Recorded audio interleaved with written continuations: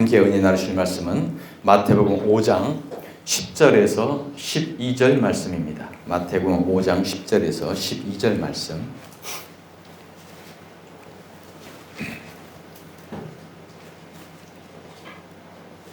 다 함께 마태복음 5장 10절에서 12절 말씀 합독하시겠습니다.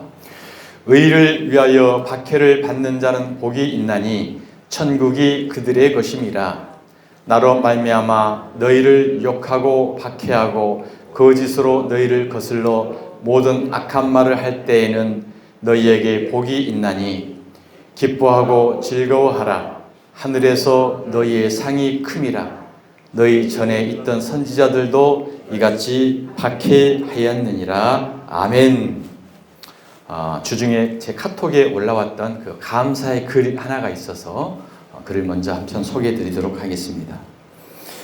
내 인생에 폭풍이 있었기에 주님 품으로 돌아올 수 있었으며 가끔 십자가를 지게 해 주셨기에 주님의 마음을 배울 수 있었음을 감사드립니다. 나를 사랑해 준 사람에게 감사하고 나를 공격해 준 사람에게도 감사합니다. 그래서 나를 더 너그러운 인간으로 만드셨습니다.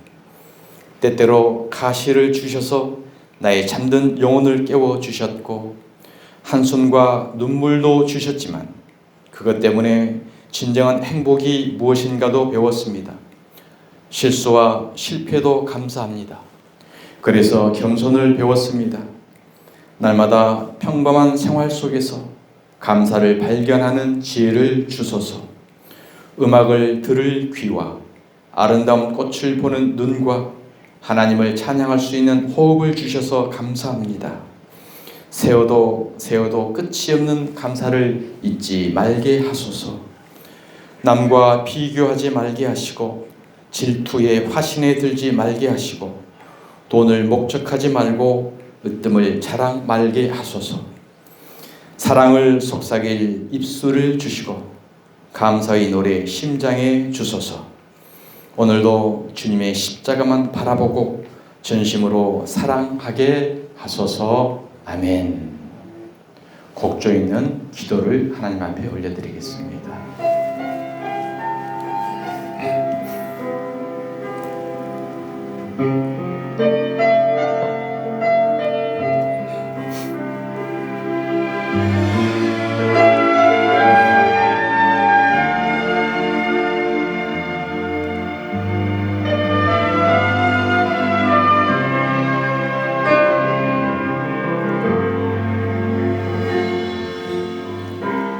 잃어버린 것들에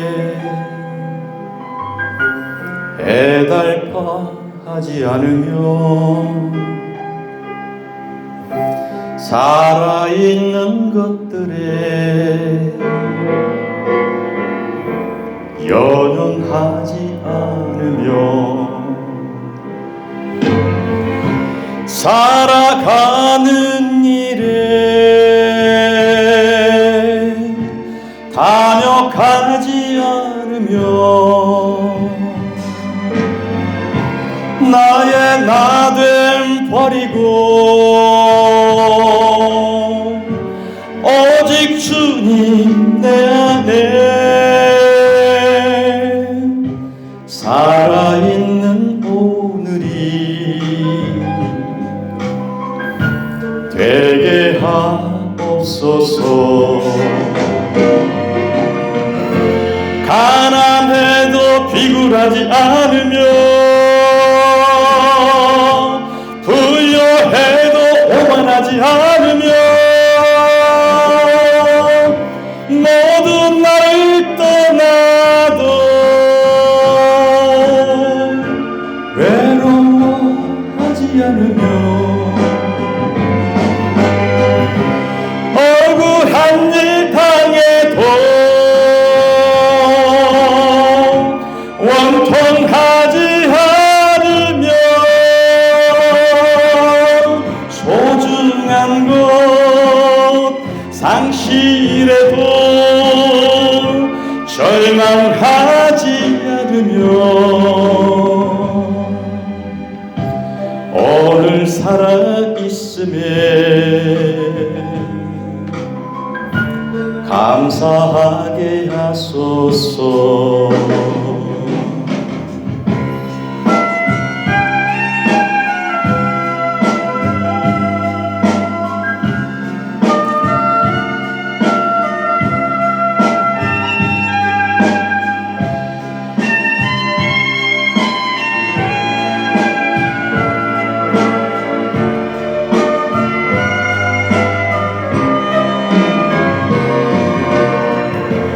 가난해도 비굴하지 않으며 부여해도 오만하지 않으며 모든 나를 떠나도 외로워하지 않으며 억울한 일 당해도 원통하지 않으며 소중한 것 상실해도 절망하지 않으며 오늘 살아있음에 감사하게 하소서. 오늘 살아있음에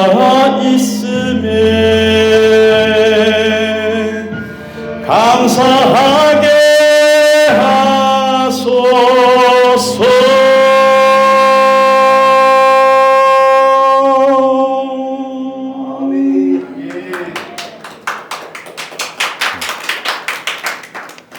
감사합니다. 제 신앙 고백이었습니다. 자, 오늘은 봄이 왔습니다. 이 꽃이 봄이 왔죠. 이 꽃보다 더 아름다운 여러분이 하나님 앞에는 가장 귀한 꽃인 줄 믿습니다. 자, 오늘은 산상수훈 마지막 편, 팔복 중에 이제 종합편입니다. 그래서 여러분 첫 번째부터 7제까지 다 어떻게 기억하십니까? 죄송합니다. 물어봤어요. 기억 못 하시는 게 맞습니다. 당연합니다. 저도 기억이 안 되는데. 그 콩나물에 이렇게 물을 주잖아요. 그러면 콩나물에 물을 주면 물이 하나도 남지 않습니다. 다 빠져버리고 없죠. 지나놓고 보면 콩나물이 커 있습니다. 그래서 우리는 이 간직하고 있으면 더 어려워요. 그냥 들으시고 은혜 받으시고 깨닫다 보면 훗날 우리 믿음이 한층 한층 자라 있을 것입니다. 그래서 오늘 말씀을 들으시고 생수를 푹 부으시고 일주일에 한 번만 부으면 또 이 콩나물이 마르잖아요. 그러니까 날마다 유튜브로 한 바가지씩 부으세요. 이게 생수로 우리가 붓는 겁니다. 생수. 어떤 분은 이제 이슬을 또 부으시는 분도 계시는데 생수를 잘 부으시면 우리 영혼이 날마다 소생하는 은혜가 될 줄 믿습니다. 세상 사람은 누구나 복을 받아 행복하게 살기를 원합니다. 그래서 옛날부터 복 받는 비결을 알려고 애를 쓰며 또 복을 받으려고 노력해 왔습니다. 세상 사람들은 부귀 영화나 무병장수 이런 것들을 복으로 여기지요. 그런데 예수님께서 말씀하신 산상수훈의 팔복은 하늘 백성에게만 주시는 천국의 복입니다. 천국에서는 부귀 영화, 무병장수가 아무 의미가 없죠. 자, 부귀 영화는 이 땅에서만 상대적 비교를 통해서 이제 그 행복하고 자존감을 느끼잖아요. 천국에서는 전부가 다 부귀 영화예요.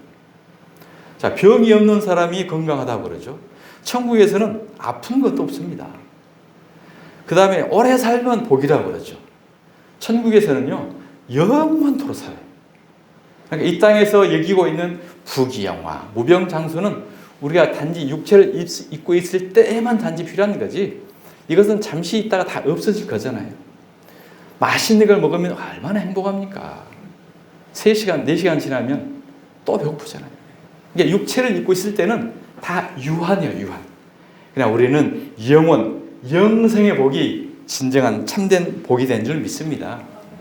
산상수훈의 첫 번째는 심령이 가난한 자는 복이 있나니 천국이 그들의 것임이요로 시작이 됩니다. 그리고 마지막 오늘 팔복에서는 박해받는 자는 복이 있나니 천국이 그들의 것임이라 그래요. 그러니까 처음이 천국이 그들의 것이다라고 시작해서 마지막 복이 천국이 그들의 것이다로 완결이 되죠. 그리고 그 중간에 심령이 가난한 자, 애통한 자, 줄이고 목마른 자, 계속 이런 것이 포함이 돼요. 그러니까 심령이 가난한 자로 시작을 해서 줄이고 목마르고 애통하고 이런 과정을 거쳐서 마침내 최종적으로 박해를 받아야 그 다음에 천국의 자녀가 된다는 거예요. 천국을 들어갈 수 있게 된다는 사실인 것입니다.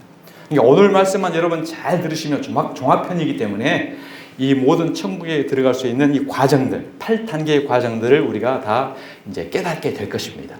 기억하려고는 하지 마시고 오늘 듣고 은혜만 받으시고 내일 가서 또 한번 유튜브로 생수 한번 보시고 그러다 보면 이 은혜가 우리 믿음 가운데 씨가 심겨져서 우미나고 싹이 나고 잎이 나서 열매를 맺게 될 줄 믿습니다. 첫 번째 복입니다. 마태복음 5장 3절입니다. 심령이 가난한 자는 복이 있나니 천국이 그들의 것이며 세상에서는 부자가 복이 있죠. 근데 천국의 복은 심령이 가난한 자가 복이 있다라고 역설적으로 이야기를 합니다. 자, 가난은 무엇일까요? 바로 의에 대한 가난을 말합니다. 그러니까 심령이 가난한 자는 복이 있으니까 너희들은 청빈하고 살아야 되고 무소유로 살아야 되고 정말 이 세상에 낮고 천한 자로 살아야 복이 있다라고 오해를 하는 사람들이 있어요. 문자적으로 보면 거죠. 문자적으로 보면. 그래서 진짜로 모든 걸 해탈을 하고 그렇게 사는 사람들 있습니다. 이런 것은 단지 영적 의미 깊이를 깨닫지 못하고 단순하게 문자적으로 세상적으로만 생각하고 있다는 거죠. 하나님 나라에 들어가려면 반드시 의로운 사람은 갈 수 있습니다. 그런데 자신에게 의가 있다고 깨닫는 자가 의가 없다고 깨닫는 자가 바로 심령이 가난한 자라는 거예요. 자, 심령이 가난한 한 사람의 고백을 한번 살펴보겠습니다. 누가복음 18장 13절입니다. 세리는 멀리 서서 감히 눈을 들어 하늘을 쳐다보지도 못하고 다만 가슴을 치며 이르되 하나님이여 불쌍히 여기소서 나는 죄인으로서이다 하였느니라. 반대로 부자는 누굴까요? 부자는 세상에서 재산이 많고 땅이 많고 부동산이 많고 기업이 많고 이게 부자가 아니고 바로 어떤 것이 부자인가? 바로 누가복음 18장 11절입니다. 바리새인은 서서 따로 기도하여 이르되 하나님이여 나는 다른 사람들 곧 토색, 불의, 간음을 하는 자들과 같지 아니하고 이 세리와도 같지 아니함을 감사하나이다. 나는 일회에 2번씩 금식하고 또 소득의 11조를 드리나이다 하고 이처럼 율법 행위를 심령에 가득 자기 의로 쌓은 바리새인들을 성경은 부자다라고 이야기하는 겁니다. 의로워지고 하는 이 잔뜩 쌓아서 내가 보조한 게 무엇이 있습니까? 예수님 앞에 서서 나와가지고 당당하게 이야기하는 자, 이들이 바로 부자다. 이렇게 성경은 이야기하는 거예요. 자, 갈라디아서 2장 21절. 내가 하나님의 은혜를 피하지 아니하노니 만일 의롭게 되는 것이 율법으로 말미암으면 십자가에서 그리스도께서 헛되이 죽으셨다. 그러니까 율법의 의를 자신이 충만히 지키고 자만하고 나는 이토록 율법을 완벽하게 지킨 자이기 때문에 나는 의로운 사람입니다. 나는 부족함이 없습니다. 이와 같이 당당히 외치는 자가 바리새인이었죠. 그들을 예수님은 독사의 자식이라고 이야기하는 거예요. 그러니까 우리가 회개하는 것도 늘 어떤 회개를 했습니까? 우리가 늘 배우잖아요. 하나님의 말씀대로 순종해야지, 말씀대로 살아야지, 성경에 나온 대로 살아가야지. 늘 이게 우리가 이제 교육을 받고 젖어 있다 보니까 일주일 동안 살아가는 게 형편이 없어요. 내 자신이. 그러니까 교회 나와가지고 주여 하나님 말씀대로 가난하라고 했는데 온유한 착한 사람이 되라고 했는데 못 살았습니다. 그는 용서해 주십시오. 막 회개를 해요. 눈물을 흘리면서. 돌아가면서 다시 그게 반복이 또 돼요. 그게 되나요? 안 되잖아요. 안 되잖아요. 그러니까 회개라는 것이 인간적, 윤리적 이런 거 율법을 반드시 지켜서 의로워지려고 하는 이게 회개가 아닌 거고 우리는 도저히 율법을 지킬 수 없네요. 내 존재를 확인하는 게 회개입니다. 확인하는 게. 내가 하나님의 자녀인데 하나님의 백성인데 여전히 내 삶은 이렇게 살아가네요. 그러니 내가 얼마나 죄인이고 하나님 나를 불쌍히 여겨주세요. 나를 긍휼히 여겨주세요. 성령님 내 안에 오셔서 나를 붙잡고 인도하지 아니하면 여전히 죄인의 모습 이대로 살아갈 수밖에 없는 연약한 존재입니다. 그러니까 우리의 회개라는 것은 관역을 벗어났다. 방향을 바꾸다라는 거예요. 바꾸다. 그러니까 우리 인간적 윤리적인 걸 가지고 늘 회개하다 보면 율법주의에 빠져요. 율법주의. 그러니까 아주 목사는 정말 의로워야 되고 욕도 안 해야 되고 인상도 안 써야 되고 성질도 안 내야 되고 집사 장로는 정말 거름은 걸도 발라야 되고 하는 이게 전부 율법주의란 말이에요. 그러니까 우리는 평생 이 율법주의에 묶여 있는 거예요. 묶여 있는 거예요. 이 입을 풀어야 돼, 풀어야 돼. 뭐예요? 내 실체를 깨달아가는 거예요. 내 실체가 이렇게 냄새납니다. 더럽습니다. 추합니다. 하나님 아니면 여전히 내가 또 이 모습으로 살아가네요. 건들기만 하면 확 뒤집어지고 누구 꼴 하나 못 보고 찌르고 가시 역할을 하는 이게 내가 죄인의 모습이군요. 이것을 말씀을 통해서 하나님 앞에 나와서 내 잔재를 고백하는 것. 이것이 바로 우리의 진정한 회개의 모습입니다. 그러니까 바리새인들은 어려서부터 태어나서 3살 때부터 13살까지 이제 유태인 교육이 있는데 그들은 오로지 율법만 가르쳐요. 율법만 계속 어머니 그 엄마 무릎에 앉아가지고 이것만 계속 가르쳐요. 그러니까 13살까지는 세상 교육을 안 받아요. 오로지 율법만. 그러니까 율법을 거의 다 외우죠. 유태인들은. 율법을 외우기 때문에 얼마나 그 지능도 발달되겠어요. 외우는 게 능력이 많다 보니까. 그래서 13살까지 이제 중학교 이렇게 세상 교육을 접할 때는 처음에는 성적이 좀 하위권이 있습니다. 하위권. 떨어집니다. 근데 어느 정도 적응을 하다가 이제 고등학교, 대학 좀 올라가다 보면 기본 이 지식이, 지능이 있잖아요. 외우는 율법을 달달 딱 보면 외워버리니까 이제. 그게 발달이 돼가지고 세상 가운데 탁월한 사람이 되는 거예요. 그러니까 유태인들이 이제 1%인데 그들이 세계를 다 지배하지 않습니까? 세계는 미국이 지배하고 미국은 유태인들이 지배합니다. 그러니까 바로 이 율법을 어려서부터 완벽하게 외우고 달달달 늘 교육만 했기 때문에 이게 지능적으로 IQ적으로 이 숙달이 된 거예요. 딱 체질화가 돼버리는 거예요. 그러니까 바리새인들이 청년들이 예수 앞에 나와가지고 나 율법이요 완벽하게 다 지켰어요. 다 알아요. 그러니까 안다라는 것을 스스로 지킨다고 자부하는 거죠. 또 지키기도 했어요. 그들은 생명 걸고 율법을 지켰으니까. 그런데 오히려 예수님은 그런 자들을 부자다. 부자는 천국을 못 간다라고 정죄를 해버린 것입니다. 자, 마태복음 19장 23절. 예수께서 제자들에게 이르시되 내가 진실로 너희에게 이르노니 부자는 천국에 들어가기 어려우니라. 이 말씀의 의미를 깨닫지 못하고 23절 2절만 보고 부자들 천국 가기 어려워. 그러니까 팔아서 헌금해. 하늘나라에 바쳐. 하늘의 상급을 다 쌓아. 이와 같이 전에 우리가 많이 사기를 당했잖아요. 거짓 선지자들에게. 다시 너에게 말하노니 낙타가 바늘기로 들어가는 것이 부자가 하나님의 나라에 들어가는 것보다 쉬우니라. 낙타가 바늘기로 들어가는 것이 부자가 천국 가는 것보다 오히려 더 쉽대요. 그건 뭐 무슨 말이에요? 부자는 아예 천국을 못 간다는 거예요. 그럼 세상에서 좀 부자로 살고 재벌로 사는 사람들 아예 천국 못 갈까요? 전혀 관계가 없죠. 그거하고 관계없잖아요. 그러니까 성경을 오해하게 되면 전혀 엉뚱한 길로 가는 거예요. 엉뚱한 길로 가다가 다시 제 길로 돌아오는 게 회개다. 여러분이 과거에 그런 율법주의에 있었다고 한다면 바로 복음을 듣는 이 자리가 진정한 회개의 자리인 줄 깨달으시기 바랍니다. 다시 너에게 24절까지 했죠. 그렇습니다. 구원은 심령이 가난한 자가 되어 예수 그리스도의 십자가의 도를 믿어야만 천국을 갈 수 있습니다. 부자고 가난하고 관계없고 빈민 천민 관계없고 바로 예수 그리스도가 있느냐 없느냐가 구원을 받느냐 못 받느냐 이게 모든 결정사인 것입니다. 요한복음 14장 6절 예수께서 이르시되 내가 곧 길이요 진리요 생명이다. 천국 가는 길이고 나 자체가 진리다. 진리는 변하지 않는 거잖아요. 그러니까 세상의 어떤 윤리, 교훈, 도덕은 다 변합니다. 철학도 변하고 논리도 변하고 다 박사들도 다른 사람이 그 논리를 또 이렇게 모순을 발견하면 그 모순대로 다시 바뀌는 거예요. 모든 세상들도. 그리고 생명이다. 이 생명이라는 것은 영생을 얻는 생명. 그러니까 예수님만이 천국 가는 길이고 진짜 진리인 것이고 바뀌지 않는 진리인 것이고 영생은 생명이다.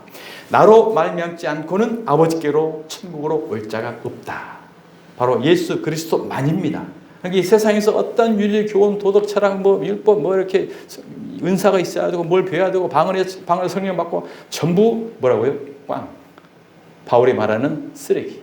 하나님의 말라기에서 말하는 똥. 죄송합니다. 똥 자꾸 이야기를 해서. 그래야 또 기억이 되잖아요. 그래야 똥을 보면 냄새나 우리가 피하는 거예요. 우리가 똥인지 청국장인지 또 냄새는 비슷하니까 맛있다가 또 와요. 우리 젖어 있으니까. 그런 것들은 고린도서 13장 언제나 것이 오면 이건 다 버린다고 그랬어. 다 버린다고. 사도 바울이. 바로 우리는 이것을 깨달아야 된다는 거죠. 자, 그렇습니다. 그래서 심령이 가난한 자는 복이 난 율법 행위인 자기의 의로 가득 쌓은 부자가 의의 가난한 자로 만들어 가시는 복이다. 우리 스스로 이것을 열심히 인구하고 노력을 해서 되는 게 아니고 예수 그리스도를 받아들이면 말씀의 씨가 들어오면 우리가 가난한 자로 만들어 가져요.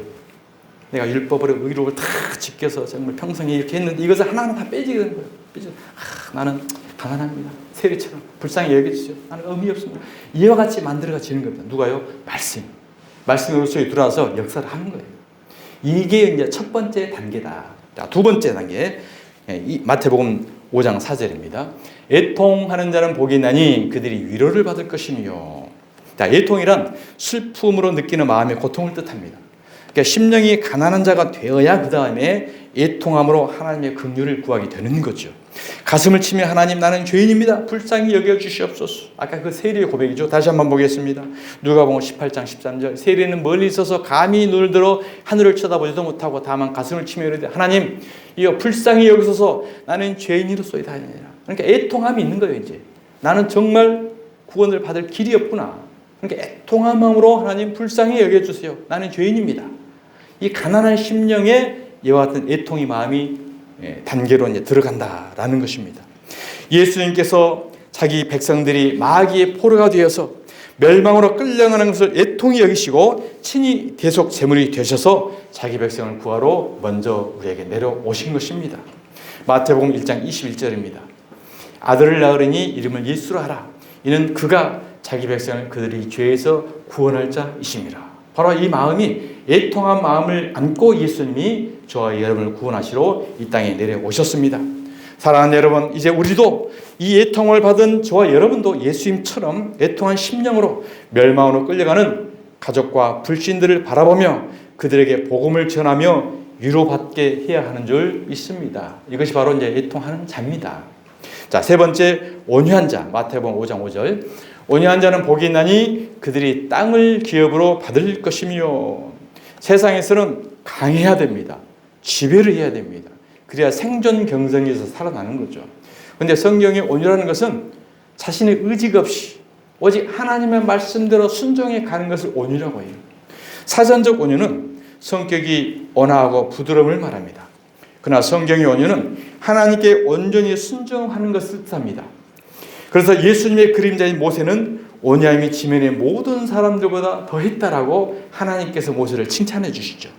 자, 모세가 성격이 온유하고 온유했겠습니까?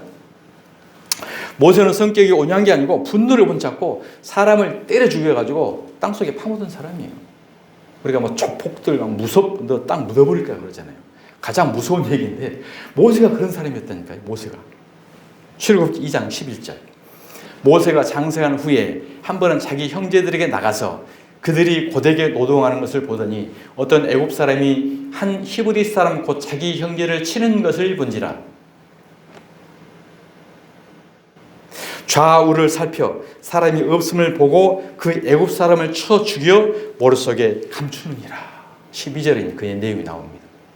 바로 악한 세상에서 가장 악한 짓을 한 거잖아요. 그뿐이겠습니까? 도덕적으로 어떤 사람이었습니까? 이스라엘 백성이 출애굽하여 광야의 여정길에 미리암과 아론이 모세의 도덕성을 꼬집고 비방을 하면서 반역하는 사건이 일어납니다. 자, 민수기 12장 1절. 모세가 굿수 여자를 취하였더니 그 굿수 여자를 취하였으므로 미리암과 아론이 모세를 비방하니라. 출애굽을 해가지고 홍해를 건너서 광야를 가나안을 향해 가는 거죠. 이스라엘 백성을 이끌고. 근데 모세가 지도자로 나가는데 가다가 한 여자를 아내로 취한 거예요. 누구예요? 굿수 여자를. 굿수라는 것은 히브리어로 검다라는 뜻입니다. 그러니까 검은 여자를 아내로 취했어요. 이것을 보고 그들이 이르되 여호와께서 모세와만 말씀하셨느냐 우리와도 말씀하지 아니하셨느냐 반역을 하는 거예요. 너 지도자 자격 없어. 너 내려와. 나도 내가 그 자리에 할 수 있어. 반역하는 거죠. 하매 여호와께서 이 말을 들으셨더라. 하나님은 저와 여러분의 말, 생각까지도 다 들으시고 아시는 줄 믿으시기 바랍니다. 자, 하나님이 이제 그 미리암과 아론에게 모세를 변명하는 내용이에요. 3절. 이 사람 모세는 온유함이 지면의 모든 사람보다 더하더라. 그렇죠. 성격이 부드럽고 평화롭고 온유한 게 절대 아닌 거죠. 그렇습니다. 바로 이 온유하다는 게 모세는 비록 성격은 그렇고 도덕적으로 너희들 보기에 형편없는 자인 것 같지만 모든 것들은 나의 구속사를 이루기 위한 충성된 구속사의 길이야. 이것을 이야기한 거예요. 그러니까 구스 여자가 검은 여자가 누굽니까? 아프리카 여인인데 죄 많은 저와 여러분을 말하는 거예요. 죄로 물든 시커먼 죄인 저와 여러분. 저와 여러분을 모세가 안으로 맞이한 것처럼 예수님이 이 땅에 오셔서 죄 많은 저와 여러분을 구스 여자 같은 저와 여러분을 신부로 맞아주는 사건. 이것을 계시로 모세와 구스 사건을 통해서 계시 보여줬다는 사실이죠. 하나님 이걸 보여주려고 계시를 했는데 너희들은 세상적 윤리교훈 도덕론 보고 지금 모세를 비방하니 그게 아니야. 이것을 하나님께서 변명해 주고 있다는 사실인 것입니다. 민수기 12장 7절 내 종 모세는 그렇지 아니하니 그렇죠. 너희들이 생각했던 것처럼 그게 아니야. 그는 내 온 집에 충성함이야. 내 말에 온유함으로 충성함이라고 지금 구속사 일을 하고 있는 거야. 그러니까 정반대잖아요. 사람이 윤리교훈으로 보는 거하고 하나님의 영적으로 모세를 보는 거는 천지 차이입니다. 천국과 지옥입니다. 이렇게 말씀이 이와 같이 성령을 계시를 통해서 진리를 통해서 풀지 않으면 엉뚱한 다른 길로 가는 거예요. 곁길로 가는 거예요. 이 곁길로 다른 길로 가는 것이 벗어났다. 죄의 길이 들어섰다라는 거예요. 이것을 다시 제자로 돌아오는 게 이제 회개다. 우리가 이야기를 하는 것입니다. 오늘은 하나님의 말씀에 온전히 충성하는 자세를 말합니다. 모세는 예수님의 그림자로 예수님의 온유하심을 계시하셨던 것입니다. 마태복음 11장 29절 나는 마음이 온유하고 겸손하니 나의 멍에를 메고 내게 배우라. 그리하면 너희 마음이 쉼을 얻으리니. 이 예수님의 이 모습을 구약에서 모세를 통해서 모형으로 보여주셨던 것입니다. 예수님께서는 온유하심으로 하나님의 말씀에 온전히 순종하여 십자가의 죽으심으로 죄로 말미암아 저주받은 구스 영이었던 시커먼 영이었던 저와 여러분을 아내로 맞아 주셨습니다. 이제 우리는 신랑인 예수님과 연합하여 십자가에 함께 죽고 함께 부활하여 천국 땅을 기업으로 받아 우리 안에 예수님을 모시고 믿음 안에서 살아가는 자가 된 줄을 믿으시길 바랍니다. 갈라디아서 2장 20절입니다. 내가 그리스도와 함께 십자가에 못 박혔나니 그런즉 이제는 내가 사는 것이 아니요 오직 내 안에 그리스도께서 사시는 것이라. 이제 내가 육체 가운데 사는 것은 나를 사랑하사 나를 위하여 자기 자신을 버리신 하나님의 아들을 믿는 믿음 안에서 사는 것이니라. 아멘. 애통함으로 하나님의 긍휼을 입는 성도는 그분의 말씀에 온전히 순종하는 온유한 자가 되어져서 천국을 기업으로 받게 되는 것입니다. 네 번째 복입니다. 마태복음 5장 6절입니다. 의에 줄이고 목마른 자는 복이 있나니 그들이 배부를 것이며. 등 따시고 배불러야 이 세상에서는 복이 있는 사람이라고 하는데 천국의 복은 목마르고 굶주려야 된대요. 그래야 복이 있다고 하는 것입니다. 자, 그러면 하나님의 의에 줄이고 목이 말라야 십자가 복음으로 영적 배부름의 만족을 얻게 된다는 거죠. 우리는 세상적 배부름, 세상적 만족을 다 경험해 보셨잖아요. 근데 세상적 배부름과 세상적 만족은 일시적입니다. 잠시입니다. 물도 먹고 나면 바로 목마르고 맛있는 것도 먹고 나면 한나절 지나면 또 배고프게 되는 거고 가지고 싶은 자동차도 한 1년 지나면 또 중고차 되는 거고 집도 마찬가지죠. 처음에는 얼마나 좋습니까? 한 1년 살다 보면 이제 청소하느라고 가고 너무 넓어가지고 힘들다 그래요. 적은 집에 들어가면 힘들지만 아무리 어디 궁궐 대구 같은 어디 가도 이 좁은 집을 와야 행복해.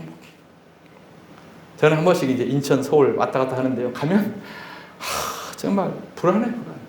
빨리 와서 내 집 앉아 있어야 행복해. 바로 이 세상 것은 다 무의미하고 흘러가는 것입니다.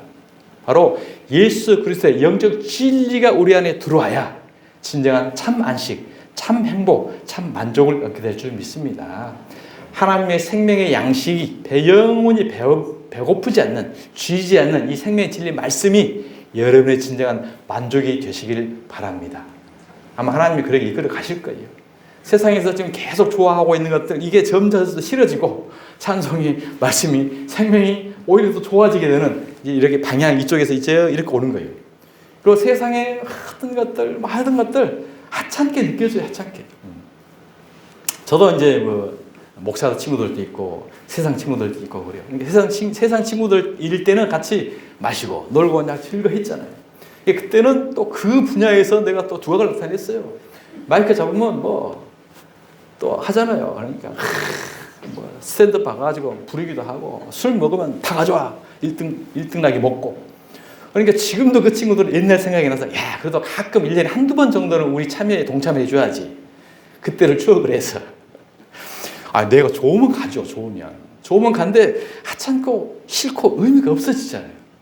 하나님의 말씀하고 진리를 한 번씩 깨닫는 진리 주면 이게 얼마나 기쁜데 너희들은 이 맛을 몰라서 그래. 바로 이것은 영생하는 거고 메마르지 않고 줄이지 않는 바로 이 의에 참 만족이 있는 배부름이 진정한 행복인 줄 믿으시길 바랍니다. 자, 의는 하나님의 기준입니다. 하나님의 기준. 하나님은 율법이 기준이에요. 의는 하나님의 기준인데 하나님의 기준은 율법입니다. 그래서 율법은 선하고 완전한 하나님의 법입니다. 그래서 율법을 완전하게 지키면 의로운 자가 되어 천국에 갈 수 있습니다. 여러분, 율법을 지켜서 천국을 갈 수 있는 분 계셔요? 이미 이제 여러분들은 다 이제 터득을 했기 때문에 다 알잖아요. 근데 다른 데서는 열심히 지켜야죠. 죽도록 충성해야죠. 아무튼 지켜야죠. 어떻게든 지킬 수 있도록 성령님이 함께 하시면 지킬 수 있습니다. 성령님은 함께 하셔서 율법을 지키게 한 게 아니고 의에 대하여 죄에 대하여 율법을 못 지켜서는 심판받을 자라는 것을 깨닫게 해주는 거예요. 이게 성령님의 오해를 한 거죠. 성령님을 무속적인 걸로 판단한다든지 성령만 임하면 이 세상의 모든 어떠한 것들은 다 할 수 있다라든지 이와 같이 세상적인 세속적인 걸로 막 교활시켜버린 거예요. 그러니까 금식하고 부르짖고 또 권해하고 인내하면 성령님이 함께해서 뭐든지 다 해줄 수 있어. 이것은 성경의 바른 진리가 아니에요. 진짜 성령이 임하면은 의에 대하여 죄에 대하여 심판에 대하여 깨닫게 해주신다. 그래서 율법을 통해서는 도저히 우리는 구원받을 수 없고 심판마다 사망의 법인 율법이 우리를 죽이는 거구나. 이것이 진정한 성령이 임하게 되는 사람인 것입니다. 그래서 성경은 의인은 없는 이 하나도 없다고 말씀하신 거예요. 지킬 수 없기 때문에. 예수님과 한 청년의 대화의 내용입니다. 청년이 예수님께 나와가지고 제가 어떻게 선생님을 좀 따를 수 있습니까? 라고 이야기를 해요. 그랬더니 예수님께서 네 소유를 다 팔고 나를 따르라 이렇게. 그러니까 이 청년이 자신이 재물이 많음으로 근심 걱정하면서 떠나가버린 거예요. 그러니까 예수님이 네 소유를 다 팔고 따르라는 것은 네 안에 평생 동안 지켜왔던 율법의 그것을 다 팔고 나를 따를 수 있다. 이것을 이야기한 거거든요. 근데 그 말 그 자체로만 자기의 세상적 재물로 받아들였기 때문에 이걸 못 팔면 내가 이걸 팔 수 없지. 평생 내가 어떻게 이루는 건데. 이걸 어떻게 교회에다 다 바치고 내가 예수를 믿어. 그 말하고 똑같은 거예요. 오해를 했던 거죠. 자, 마태복음 19장 20절 한번 보겠습니다. 그 청년이 이르되 이 모든 것을 내가 지켰나이다. 예수님께서 율법을 지켰느냐 물어보는 거예요.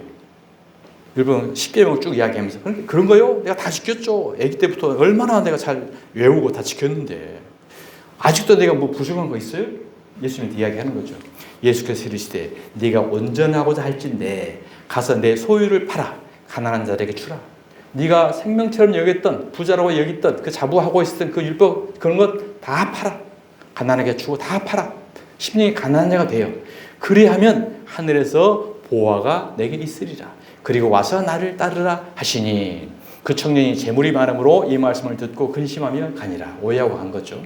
예수께서 제자들에게 이르시되 내가 진실로 너희에게 이르노니 부자는 천국에 들어가기가 어려우니라. 또 부자 얘기 나오죠. 이 부자는 율법 부자인 거예요.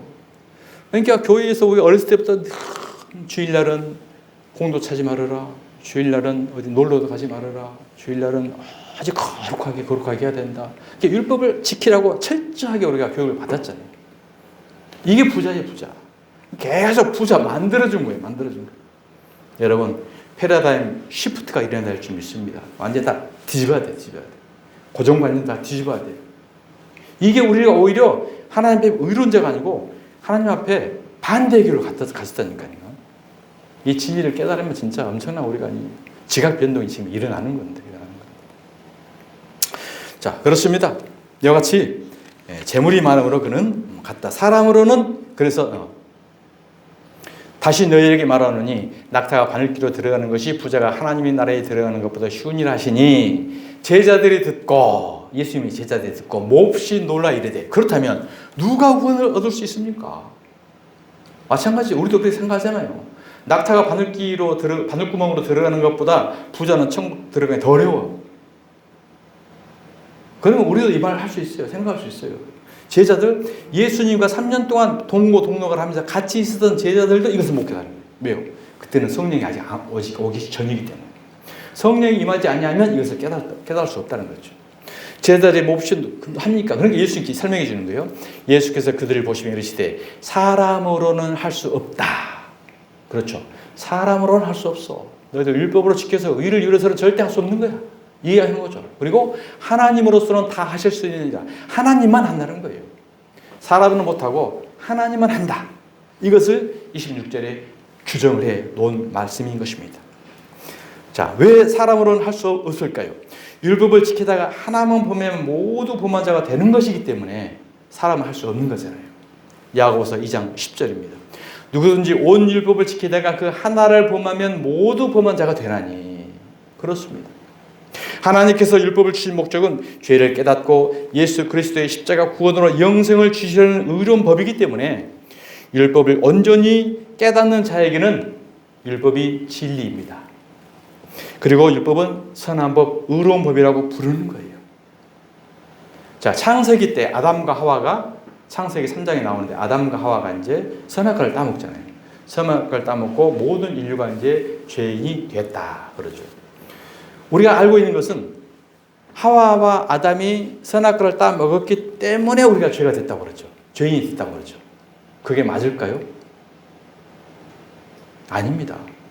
하와가 선악과를 따먹어서 우리가 죄인이 된 게 아니라 원래 죄인이었는데 선악과를 따먹고 죄인의 실체가 발각된 거예요. 드러난 거예요. 그러니까 이것은 지금 기독교의 죄론이 뒤집어져요. 우리는 아담과 하와가 선악과를 따먹었기 때문에 그 후손이 전부가 다 죄인이 돼버렸다는 거잖아요. 아니라니까요. 왜? 우리는 흙으로 만들어졌기 때문에 티끌로 만들어졌기 때문에 먼지로 만들어졌기 때문에 원래 죄인이에요. 하나님이 죄로 우리를 만들어놨어요. 그리고 선악과를 따먹지 마. 하나님이 말씀하셨죠. 왜? 템테이션, 테스트. 하나님의 말씀해도 우리는 말씀을 못 지키고 따먹을 수밖에 없는 죄인이다 라는 것을 경험하게 한 거예요. 경험하게. 우리 어렸을 때 강아지한테 맛있는 고구마 놔두고 너 고구마 먹지 마. 돌아서면 그걸 먹으라는 거예요. 먹지 말라는 거예요. 고양이 앞에 갈치대가리 놔두고 같이 너 이거 먹지 마라. 먹으면 죽일 거야. 그걸 갔다 왔어. 그럼 고양이가 같이 먹을까요? 안 먹을까요? 먹죠. 마찬가지예요. 하나님이 선악과를 먹지 말게 하려고 동산 가운데다가 눈 똑바로 보이는 데다 심어놨겠습니까? 그래놓고 말로는 먹지 마. 너희들 먹으면 죽는 거야. 왜? 하나님은 아셔요. 너희들 분명히 그거 먹을 거야. 먹고 너희들 실체를 깨닫게 될 거야. 알 거야. 그리고 죽어야 될 수밖에 없다는 것을 알게 될 거야. 그리고 옆에 생명나무가 얼마나 소중한 것을 보게 될 거야. 옆에 생명나무도 있었는데 못 봤잖아요. 그 선악과만 보잖아요. 죄인이니까. 그래서 선악과를 먹고 죽고 십자가를 통해서 생명과로 가는 겁니다. 계시록에서 생명과를 비로소 따먹잖아요. 십자가를 걷는 자만. 그래서 선악과는 선악과가 율법이에요. 율법의 그림자가 선악과이기 때문에. 그러니까 선악과는 우리가 어떻게 따먹어야 돼요? 안 따먹어야 돼요? 따먹어야 됩니다. 따먹어야 내 죄인이 드러나잖아요. 선악과를 안 따먹으면 계속 나 의인이고 죄인으로 그대로 있는 거예요. 율법사 바리새인처럼. 율법을 지켜야 돼요? 범해야 돼요? 범해야 됩니다. 억지로 범하는 것이 아니라 자동적으로 범이 지잖아요. 그러니까 율법과 선악과는 따먹어야 되고 율법은 범해야 돼. 이게 딱 이것만 편집하면 나는 이단이지. 왜? 전부 선악과를 따먹지 마. 율법 범하면 안 돼 했는데 저 목사는 율법을 따먹으라고 그러네. 율법을 범하라고 그러네. 이게 역설이에요. 진리 가운데 들어가는 진리를 가야 역설이에요. 표면적으로는 선악과를 따먹으면 안 되죠. 하나님이 따먹지 말라고 했으니까. 율법을 범하면 죽인다고 했기 때문에 율법을 범하면 안 되는 거죠. 그러나 원 의도는 선악과를 다 먹여야 되고 율법을 범해야 필연적으로 십자가가 필요하잖아요. 선악과 안 따먹어버리면 생명과 필요 없어요. 율법을 안 범해버리면 예수의 십자가 죽음이 필요 없어요. 그대로 의로운 자 되기 때문에. 창세기 3장 6절 한번 보십시다. 여자가 그 나무를 본 적 먹음직도 하고 보안직도 하고 지혜롭게 할 만큼 탐스럽기도 한 나무인지라. 여자가 그 열매를 따먹고 자기와 함께 있는 남편에도 주며 그도 먹으냐. 여자가 누구예요? 성도인 저와 여러분입니다. 우리가 원래 죄인이었는데 선악과를 따먹지 말라는 하나님의 말씀 어기고 떠먹을 수밖에 없는 죄인이다. 그리고 남편에게 주죠. 남편이 누구였습니까? 아담이죠. 아담은 예수님의 모형으로 온 겁니다. 아담이 선악과를 따먹고 죄인이 된 게 아니에요. 하와가 따먹었잖아요. 하와가. 근데 왜 아담이 따먹었다고요? 하와가 따먹고 아담에게 준 거예요. 그럼 아담이 안 먹어야 되는데 먹잖아요. 왜 먹었을까요? 하와의 죄를 자기가 먹은 겁니다. 우리의 죄를 예수님이 전가시켜 받아간 거예요. 그래서 아담이 죄인이 돼버린 거죠. 예수님이 우리의 모든 죄를 전가받아 씌었기 때문에 예수님이 죄인이 돼버린 거예요. 아담이 하와를 따먹어서 모든 인류는 다 죄인이야. 이것은 너무 초등학문, 표피적인 거예요.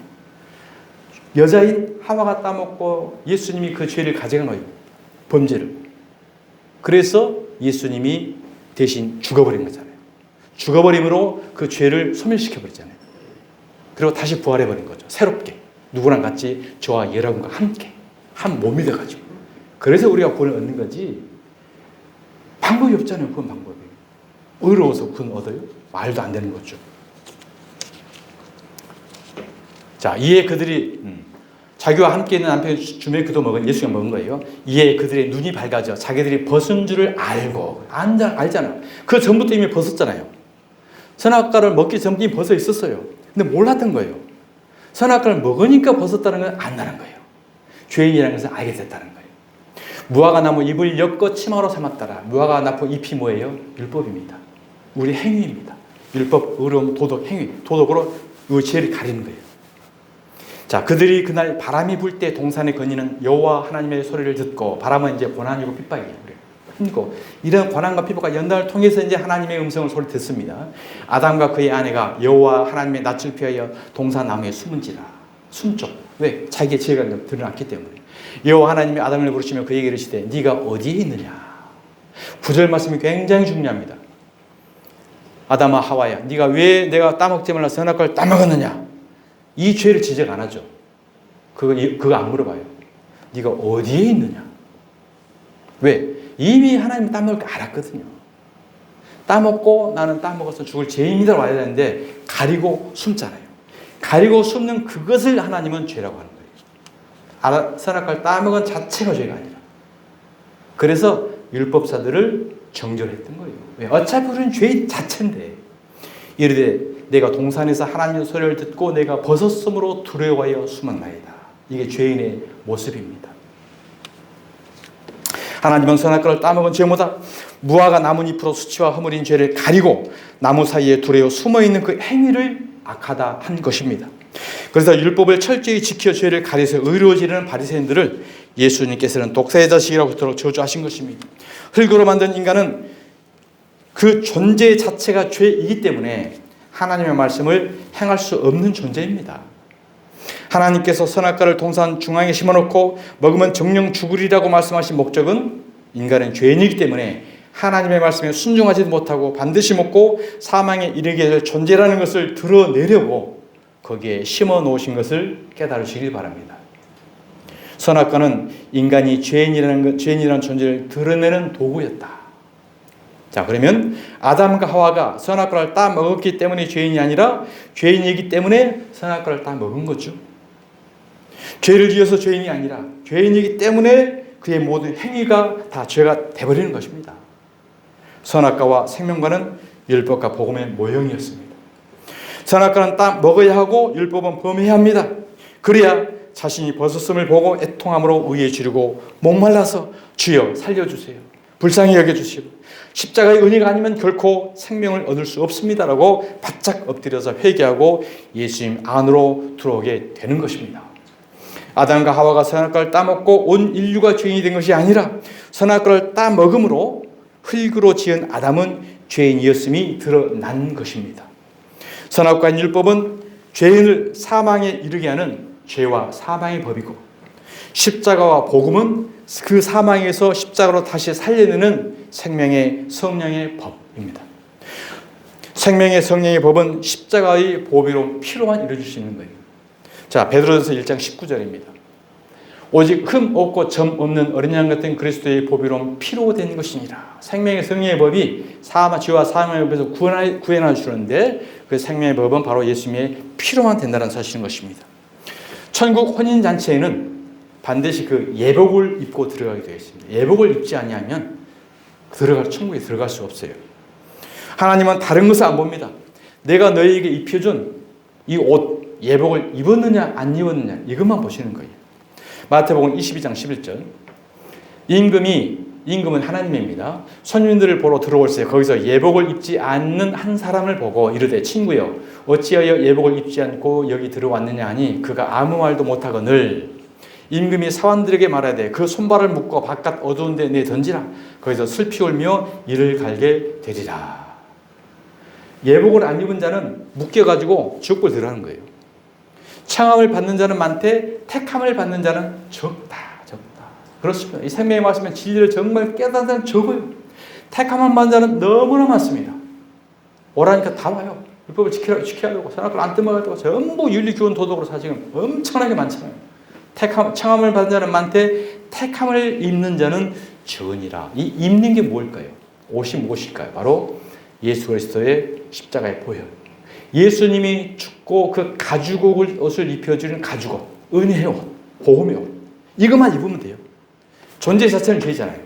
존재 자체는 죄인데 양 가죽 옷을 입고 있으면, 은혜의 옷을 입고 있으면 이 자체로 우리는 천국에 들어가게 되는 것입니다. 예수님께로 나와야 은혜의 옷을 입혀주셔요. 그리고 떡과 생명주도 주시고 영적인 주림과 목마름을 해결해 주신다라고 우리를 초청하고 있는 것입니다. 요한복음 6장 35절입니다. 예수께서 이르시되 나는 생명의 떡이니 내게 오는 자는 결코 줄이지 아니할 터이요 나를 믿는 자는 영원히 목마르지 아니하리라. 아멘. 다섯 번째, 마태복음 5장 7절입니다. 긍휼히 여기는 자는 복이 있나니 그들이 긍휼히 여김을 받을 것이며. 긍휼은 그저 사람들이 불쌍히 여기는 도덕적 긍휼이 아닙니다. 그래서 이제 한간에는 불쌍한 사람들 연탄도 갖다 줘야 되고, 먹을 것도 갖다 줘야 되고, 쌀도 갖다 줘야 되고, 서울 가서 밥도 먹여 줘야 되고, 이게 긍휼히 여기는 자가 복이 있다고 했기 때문에 말씀에 순종해서 우리가 그걸 해야 돼. 이것은 그냥 예수 안 믿어도 하는 사람들이에요. 세상 사람 누구나 다른 겁니다. 성경적 긍휼은 그 긍휼이 아니에요. 원수를 사랑하는 긍휼입니다. 원수를 사랑하는 긍휼. 사람이 원수를 사랑할 수 있을까요? 흉내는 내죠. 가시가 흉내는 낼 수 있지만 안 됩니다. 아니, 가족도 때로는 힘든데, 부모 자식 간에도 의리가 상하는데 어떻게 원수를 우리가 사랑할 수 있어요? 이것은 인간이 할 수 없어요. 할 수 없는 그 자체라 우리가 자연에 가야지. 목사이기 때문에 자, 성경에 원수로도 사랑하라고 왜 너 날 위해? 이것은 또 일부러 묻는 거예요.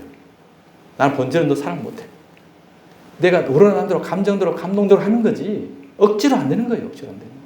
바로 긍휼이라는 것은 원수를 사랑하는 긍휼을 말한다. 원수가 누구일까요? 원수는 바로 저와 여러분입니다. 왜? 우리가 하나님과 관계가 끊어져 버리는 원수가 되어버린 거예요.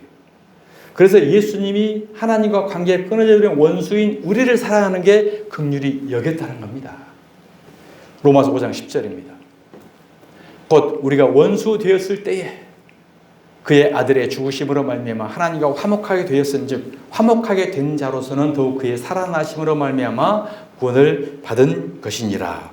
예수님께서 하나님과 원수된 우리를 사랑하시고 긍휼히 여기셔서 십자가의 죽으심으로 우리를 구원하신 것입니다. 예수님의 긍휼히 여기심을 받는 저와 여러분이 복 있는 자인 줄 믿으시길 바랍니다.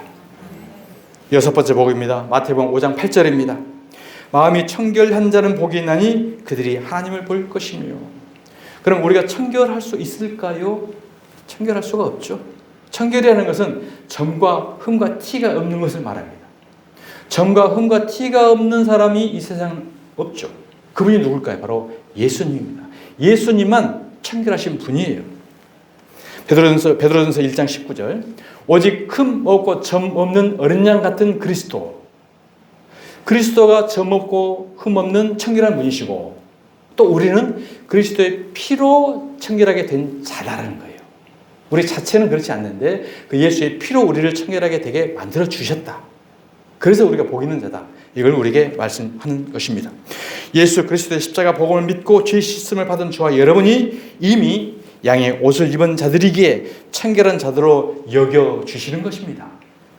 그래서 비록 아직 죄성은 남아있지만 십자가로 말미암아 이미 청결하게 된 것이다. 그래서 우리는 신앙생활은 아직과 이미의 사이에 있는 겁니다.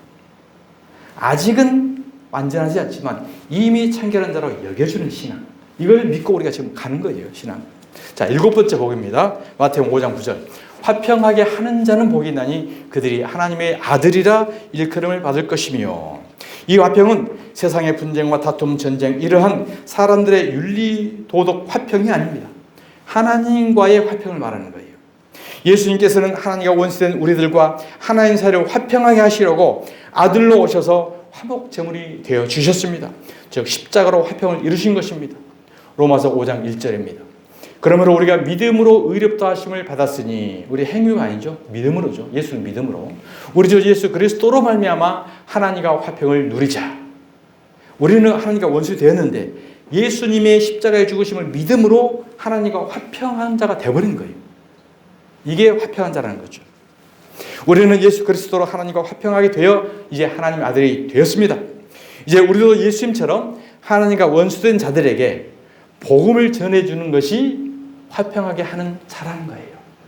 우리가 몸을 불살라서 정말 평화를, 정의를 위해서 불태우는 게 아니고, 광장에 나아가서 이 나라를 공의와 정의를 외치는 게 아니고 예수 그 십자가 복음을 전하는 그 자체가 화평하게 된다는 사실이죠. 자, 이제 마지막 8번째 산상수훈의 결론에 도달했습니다. 마태복음 5장 10절. 의를 위하여 박해를 받는 자는 복이 있나니 그들이 천국의 것입니다. 의를 위하여 박해를 받는 자는 이제 완성의 지점에 다다른 거기 때문에 기뻐하라 즐거워라 너희 상이 큼이라라고 선포합니다. 믿음의 선진들도 모두 이 완성의 지점까지 도달했기 때문에 핍박을 당하였으니 너희들도 그 완성으로 내가 이끌어 가시겠다라는 약속이에요. 약속. 여러분 이제 핍박을 당하게 됩니다. 두려우세요? 무서우세요?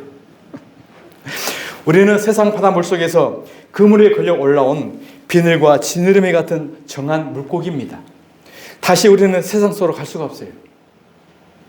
겨울철에 방어가 맛있고 참치가 맛있잖아요. 큰 바다에서 그물에 걸려서 올라오잖아요. 그러면 도마 위에 올려놓고 사시미 칼로 머리를 자릅니다. 지느러미를 자릅니다. 비늘을 다 벗겨냅니다. 가죽을 쫙 벗겨냅니다. 뼈를 다 도려냅니다. 하얀 살만 나오죠. 거기다가 초장을 발라가지고 우리 안으로 들어갑니다. 이게 안식을 얻는 거예요. 안식. 회 잡수실 때 은혜를 깨달았어요.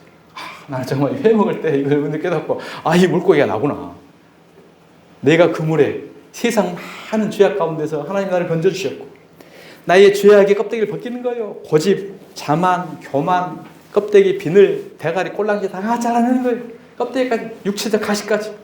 그리고 온전하게 하나님의 사람으로 그래서 이 껍데기 자르고 대가리 자르고 껍데기 벗기는 게 박해예요. 박해. 이 박해를 받아야 돼요? 안 받아야 돼요? 받아야 되는 거예요. 받아야 우리가 하나님의 정결한 깨끗한 진실된 사람으로 보혈의 피로 발라져서 하나님이 드실 음식으로 천국의 안식으로 저와 여러분이 들어가야 구원을 얻게 되는 것입니다. 히브리서 4장 11절. 그러므로 우리가 저 안식에 들어가기를 힘쓸지니 이는 누구든지 저 순종하지 아니하는 본에 빠지지 않게 하려 함이라. 하나님의 말씀은 살아있고 활력이 있어 좌우의 날선 어떤 금보다도 예리하여 혼과 영과 및 관절과 골수를 찔러 쪼개기까지 하며 또 마음의 생각과 뜻을 판단하나니. 그러죠? 말씀의 칼이 나오죠. 이 말씀의 칼이 대가리 자르고 꽁지 자르고 지느러미 자르고 껍데기 다 벗겨내고 뼈 살 포 뜨고 그 작업하는 거예요. 그 작업. 생선 보고 깨달으세요. 영적인 이 말씀이 우리의 죄성을 지금 다 잘라내고 있는 거예요. 이게 우리는 박해다. 1차적 박해는 이겁니다. 그럼 1차적 박해, 이러한 사람을 우리가 살아가려고 하나님의 사람으로 살아가요. 그러면 세상의 사람은 정반대잖아요. 세상 바닥에서 죄악감 하잖아요. 그렇기 때문에 우리를 제대로 봐줄까요? 안 봐줄까요? 제대로 안 봅니다. 시기 질투해가지고 우리를 정죄하고 판단하고 이제 죽이려 달려드는 거예요. 1차적으로는 우리 자신이 성령으로 박해를 받고 하나님의 사람의 존재가 되어버리면 세상하고 경쟁, 투쟁할 수밖에 없어요. 근데 우리가 세상에 나가서 그들하고 손잡고 화해하면서 세계 평화를 누리고 종교 통합을 이루고 한다고요? 안 돼요. 오히려 반대예요. 그 안에서 우리를 건져내서 하나님은 자르고 고르고 심령과 자 생각과 골수가 쪼개버리잖아요. 자 히브리서 성령님께서 내 안에 영적 전쟁으로 이끌어 가시는 거기 때문에 그것을 주님은 나를 인하여 받는 박해는 기쁘고 즐거운 일이며 결국 천국이 너희 것이라고 우리에게 말씀해 주는 것입니다. 그래서 내 속에는 성령의 법과 육체의 법이 싸우고 전쟁이 일어난 겁니다. 성령의 법이 내 육체의 법을 지금 하나하나 잘라내고 있는 거예요. 삶 가운데 참 많이 힘들죠. 우리의 생각과 뜻대로 잘 안 되죠. 이게 칼로 도려내고 있어요. 순살만 남을 수 있도록. 로마서 7장 21절. 자, 그러므로 내가 한 법을 깨달았더니 곧 선을 행하기 원하는 나에게 악이 함께 있도다. 우리는 함께 존재하고 있습니다. 선과 악이. 내 속사람으로는 하나님 법을 즐거워하되 하나님을 따르겠다고 고백하고 즐거워하잖아요. 그런데 내 지체 속에 다른 법이 내 마음의 법과 싸워 내 지체 속에 있는 죄의 법으로 나를 사로잡는 것을 보도다. 지금 전쟁이 일어난 거예요. 전쟁이 일어나가지고 그 나쁜 놈이 나를 지배해버린 거예요. 그러면 우리가 아군을 초청을 해야 되잖아요. 지금 소련과 이제 지금 전쟁을 하고 있는데 강력한 지원을 받아야 되잖아요. 하나님의 지원을 받으면, 성령의 지원을 받으면 성령의 법이 육체의 법을 물리치는 거예요. 이게 바로 아마겟돈 전쟁입니다. 계시록의 아마겟돈 전쟁. 그러니까 아마겟돈 전쟁을 단순하게 중동 전쟁이고 불 전쟁이고 이것은 세대주의자들이 문자적으로 역사적으로 그냥 풀어놓은 자체인 거고 영적 안에는 우리 안에 이 자체가 아마겟돈 전쟁인 거고 세상에 나아가서 이 어둠에 세력하고 싸우는 이 자체가 아마겟돈 전쟁인 거예요. 영적 전쟁인 거예요. 그러니까 계시록도 지금 다시 풀어야 돼요. 그 계시록 가지고 이단들이 얼마나 농간을 합니까? 왜 말씀대로 맞으니까. 문자적으로 맞으니까. 그냥 문자적으로 뒤집어서 가는 영적 진리를 우리가 캐내야 된다. 사랑하는 주님의 성도 여러분, 예수님은 세상이 원하는 풍요와 재물의 복과 부귀 영화로 떡 먹고 배부르게 해주는 세상 임금은 오지 않았습니다. 그런 것을 바라고 원하는 신앙을 우상숭배라고 하는 거예요. 우상숭배. 그러면 과거에 우리가 우상숭배를 많이 했고 지금도 열심히 신앙생활을 한다는 사람 중에 우상숭배를 하고 있는 자들 얼마나 많이 있습니까? 보여지잖아요. 윤리, 교훈, 도덕, 기복, 축복으로. 예수님은 이 세상과 분쟁케 하려고 오셨어요. 분쟁케. 그 말씀이 불이다, 방망이다, 검이다라고 말씀하잖아요. 불은 뭐예요? 우리의 불순, 죄악을 태우는 거고 방망이는 뭐예요? 견고하게 자제한 우리 견고한 진을 방망이로 두드러 캐서 여리고를 부서뜨리는 거예요. 그리고 검은 우리의 불필요한 것을 다 잘라내는 거고. 그러니까 불과 방망이와 검이 말씀이에요. 그래서 우리가 말씀을 들을 때 불로 태워져야 돼요. 방망이로 내가 아파 깨져야 돼요. 말씀이 검으로 잘려서 나가야 돼요. 그래야 거기에 초장이 묻혀져서 하나님의 입으로 들어가죠. 음식으로 들어가야 되는 거죠. 세상에 속한 마귀 자식들은 절대로 태우고 부수고 잘라내려 오신 예수를 인정할 수 없습니다. 그래서 예수를 오히려 박해하고 때리고 조롱하고 십자가에 못 박아버린 거예요. 마찬가지로 저와 여러분도 이런 모습으로 나가게 되면 마귀의 자식들은 우리를 비판할 겁니다. 때릴 것입니다. 조롱할 것입니다. 이 박해 기쁘게 생각하시라는 거예요. 바울이, 베드로가, 예수의 제자들이 이것을 깨달았기 때문에 오히려 그런 박해들을 당당하게 나간 겁니다. 남편 밥 안 차려주고 새벽기도 전도대로 와가지고 남편한테 구박받는 거, 이게 박해가 아니고 그런 것은 네가 잘못해서 당하는 거고 오직 예수 그리스도의 복음의 진리를 깨달았기 때문에 구별되고 분별되는 것을 느낀 거, 이게 바울은 생명조차 버릴 수 있을 정도로 박해를 기쁘게 감당해 여겼다는 거죠. 주님은 이 십자가의 죽음으로 사망 것을 이기시고 부활하여 영생의 주인이 되셨습니다. 십자가로 죽음으로 영적 전쟁을 승리하신 줄 믿으시기 바랍니다. 십자가는 세상 사람들에게는 무력하고 연약하고 미련한 것으로 보일 수밖에 없어요. 왜? 성령이 없으니까 당연하게 보이죠. 저런 미련한 놈들이 있나? 돈도 바치고 아까운 시간 다 빼앗기고 뭔 짓 하는 거예요. 얼마나 미련하게 보여요. 고린도전서 1장 18절. 십자가의 도가 멸망하는 자들에게는 미련한 것이요. 그렇죠? 구원을 받는 우리에게는 하나님의 능력이라. 아멘. 성령님이 임재하시고 이 복음의 진리를 깨달은 자가 그 아까운 시간, 그 귀한 돈, 하나님의 능력, 구원을 얻기 위해서 기쁨으로 감사로 바치는 겁니다. 이 은혜가, 이 은사가 없으면 손해죠. 미련한 짓 내가 왜 하고 있어? 그러는 거죠. 그러므로 성도는 세상과 맞서 싸우는 자가 아닙니다. 세상에 공격하는 모든 고난과 박해를 예수님처럼 십자가를 지는 삶으로 세상에서 승리하는 하늘의 존재로 우리를 이끌어 가시는 것입니다. 그래서 육신에 속한 자와 하늘에 속한 자는 절대로 같이 공존할 수가 없습니다. 그래서 분쟁과 분리가 반드시 박해가 일어나야 돼요. 1차적으로 우리 안에서 육체의 법과 성령의 법이 박해가 일어나는 거고, 그 다음에 세상에서는 마귀의 자식과 하나님의 자식 간의 분쟁이 일어나야 돼요. 이 복음을 깨달은 바울과 스데반 예수님의 제자들은 십자가 보험만을 외칠 때 온갖 박해와 조롱을 당했지만 그들에게 십자가의 고난의 삶이 오히려 기쁨과 감사와 영광으로 여겨지더라는 것입니다. 말씀을 마치겠습니다. 사랑하는 주변의 성도 여러분, 성도는 내 옛사람이 철저히 부인되고 죽어야 하는 심령의 가난함으로 인하여 하나님의 구원을 갈망하는 그 애통의 탄식이 터져 나오게 되고 진리만을 추구하는 목마름과 굶주림을 호소하며 하나님의 긍휼을 입게 되는 온유한 자로 말씀에 온전히 순종하게 되고 오직 예수 그리스도의 의만을 전적으로 의지하는 마음의 청결한 자로 하나님과 화평을 이뤄서 이제 그 어떠한 박해와 죽음조차도 성도에게는 기쁨과 감사로 여겨줄 수 있도록 성령님께서 이끌어 가신다라는 말씀이 산상수훈, 산상보훈의 말씀인 줄 믿으시길 바랍니다. 오늘 본문을 다시 한번 읽고 마치겠습니다.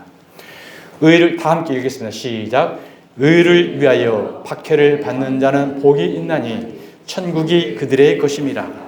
나로 말미암아 너희를 욕하고 박해하고 거짓으로 너희를 거슬러 모든 악한 말을 할 때에는 너희에게 복이 있나니 기뻐하고 즐거워하라. 하늘에서 너희의 상이 큼이라.